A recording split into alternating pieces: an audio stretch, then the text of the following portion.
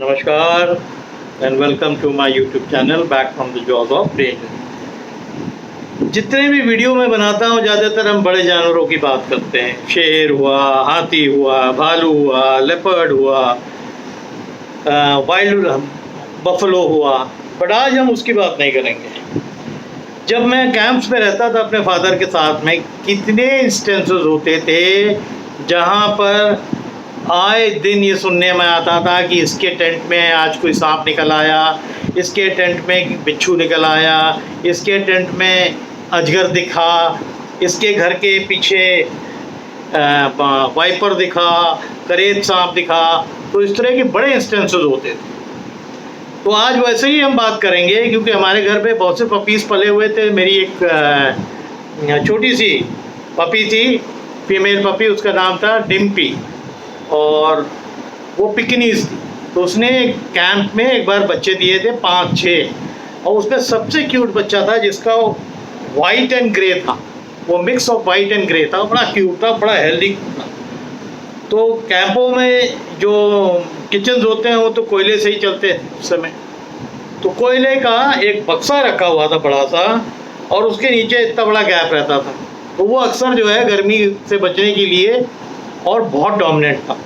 अपने भाई बहनों को 5-6 बच्चे हुए थे उसको, और 5 को भगा देता था। उस लिटर में वो सबसे डोमिनेंट था और सबसे तगड़ा था। तो उसकी आदत होती थी कि वो छाँव की जगह चले जाता था, बक्से के नीचे चले जाता था। एक दिन का वाकया कि एकदम हम लोग सुबह का नाश्ता कर रहे थे, तो बड़ी ज़ोर ज़ोर से उसकी जो है चिल्लाने की आवाज़ हुई, जैसे किसी ने दर्द, जब एक पिल्ले को होता है चिल्लाना चालू करता है। तो मेरे फादर, हम सब भागे, और उधर से जो किचन से जो खानसामा थे वो भागे।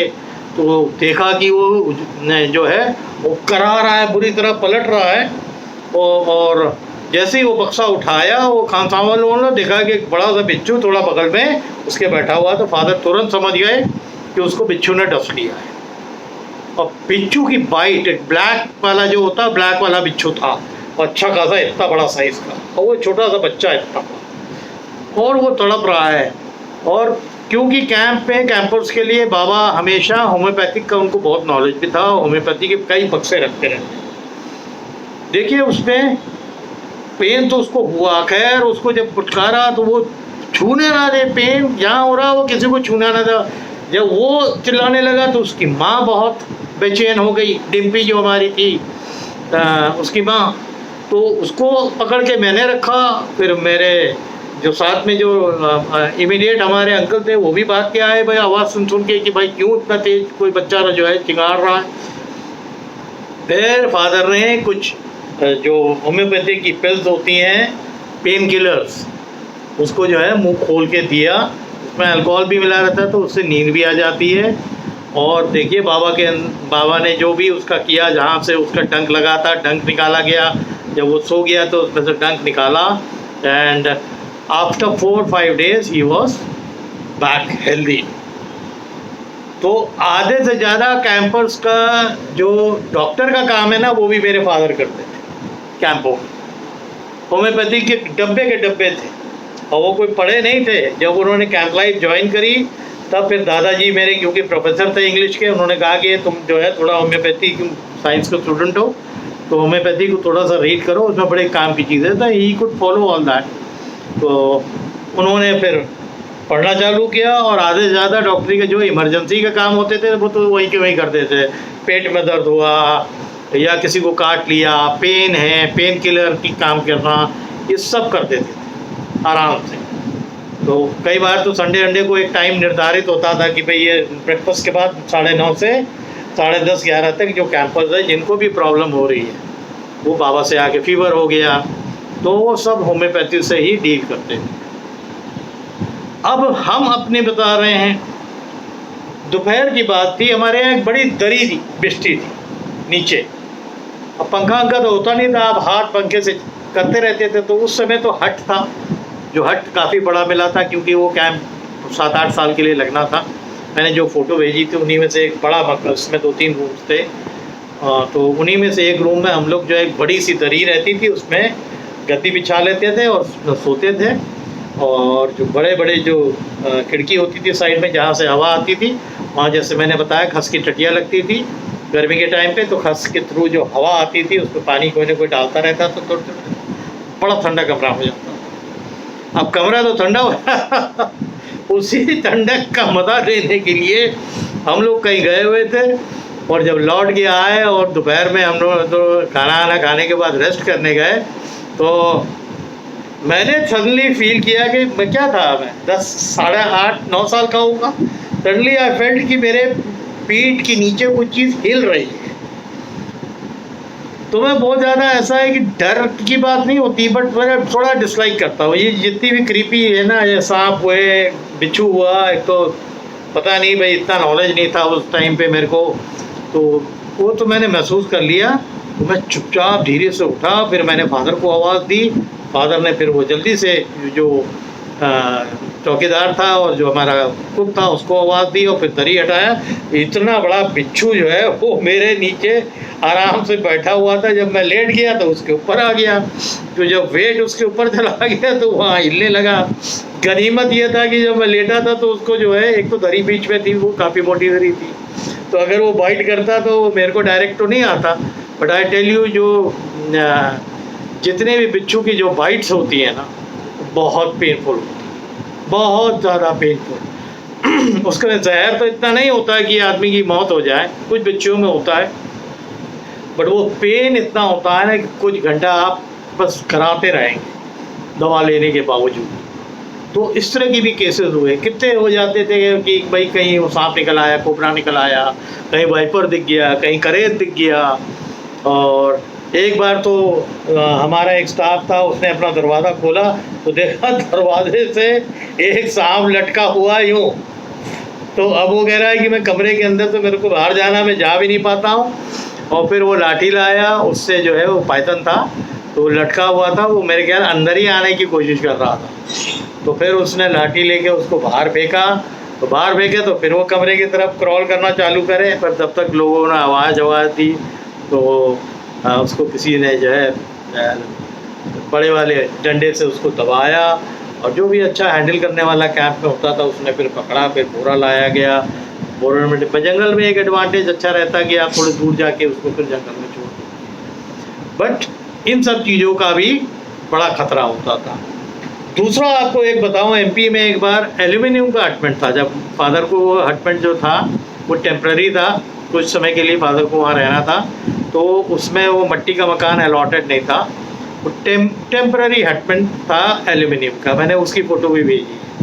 उसी तरह के हटमेंट बनते थे, वो ज़रूरी नहीं कि वही जो फ़ोटो में भेजा वो, ऐसे कई एल्यूमिनियम के हटमेंट में हम लोग रहे। तो गर्मी के टाइम तो जान निकल आती थी उसके अंदर, जाड़े में भी ठंडा बहुत रहता था। तो एक बार का वाक़या है कि जहाँ हमारा हटमेंट कैंप में बना हुआ था वो बिल्कुल पहाड़ से सटा हुआ था, और पहाड़ काफ़ी ऊंचा था, बिल्कुल पीछे जाके, और जंगल था, हल्का जंगल था, ज़्यादा जंगल नहीं था, बट ऊपर जाके जंगल बहुत था। अगर आप उसमें, हम लोग तो कई बार क्लाइंब करके ऊपर जाते थे, ये सब फल अगर कुछ मिल गया तोड़ने फोड़ने के चक्कर में, बेर बटोरने के चक्कर में, तो ऊपर काफ़ी चढ़ना पड़ता था। समझ के चलिए कि कम से कम 1000 फीट ऊपर, 1500 फीट ऊपर तो हम लोग जाते थे।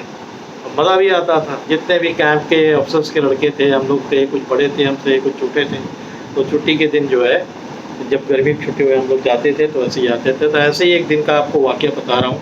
रात का एक कैंप में हम लोग थे और सो रहे थे अपने उसमें एल्यूमिनियम हटमेंट के अंदर, और हटमेंट में तड़ा लग रहा था कि बम की आवाज़, थाड़ थाड़ आवाज़ आना चालू हुई। और नया कैंप लगा था, बिल्कुल नया। अब वो हटमेंट लगे हुए मेरे ख्याल से फर्स्ट या सेकेंड डे था।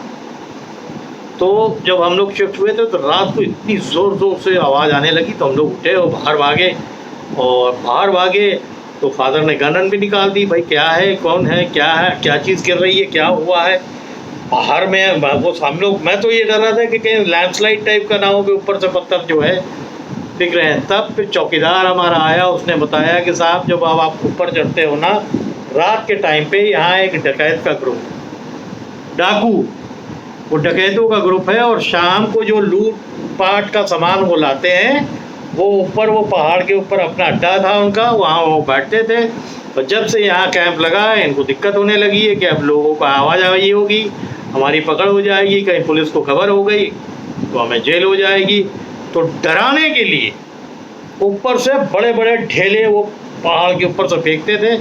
तो वैसे जो हट्स होते थे उसमें तो इतना फ़र्क नहीं पड़ता था, बट जो एल्यूमिनियम का हटमेंट जिसमें हम ठहरे हुए थे उसमें जो पत्थर आके पड़ते थे वो जानबूझ के उसी को एम लेके फेंकते थे। वैसे ज़ोर ज़ोर से होते थे। तब फादर हमारे जो है नेक्स्ट डे मॉर्निंग में जीप लेके, जो रास्ता होता था जीप का, फिर पहाड़ के उस एच आए जहाँ पर आगे एक साइड भी थी जहाँ ड्रिलिंग हो रहा था, और पुलिस के जो ऑफिशियल्स थे उनको भी खबर करी कि ऐसी ऐसी बात हुई थी। सुबह पुलिस की भी पूरी टीम आई थी, वो गई थी और वहाँ पर जाके देखा कि वही सब देसी शराब की बोतल और बीड़ी सिगरेट के टोटे, आग जली हुई है, खाना आना बना के उन्होंने खाया होगा। तो वहाँ के लोकल जो विलेजर्स हैं उन्होंने इन्फॉर्म किया कि साहब ये इन लोग की छिपने का अड्डा था और जब से ये कैंप लग गया है तो ये डिस्टर्ब होने लगे हैं। तो ये कोशिश ये कर रहे थे कि ये सब करके हम ये करेंगे तो यहाँ से कैंप शिफ्ट हो जाए किसी और जगह, ताकि हम शांति से अपने जो है डकैती करें। यहाँ लाके जो भी बंटवारा आपस में करना होता था या आगे का प्लान करना होता था, तो हमने ये भी फेस किया हुआ है।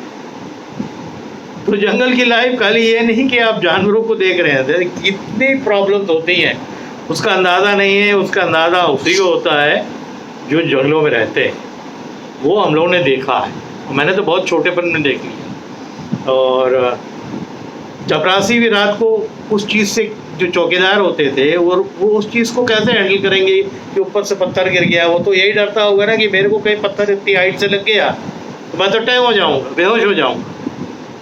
तो इस तरह के भी खतरे होते हैं। तो मैंने सोचा, एक याद आ गया था कुछ बातें कि जंगल में सिर्फ बड़े जानवरों का खतरा नहीं होता है, और भी बहुत से जीव होते हैं जिनसे आपको बच के रहना होता है, उनकी नॉलेज होना जरूरी है। तो आज के लिए इस वीडियो में इतना ही। फिर आगे बहुत सी स्टोरीज़ हैं जो मैं अपलोड करूँगा।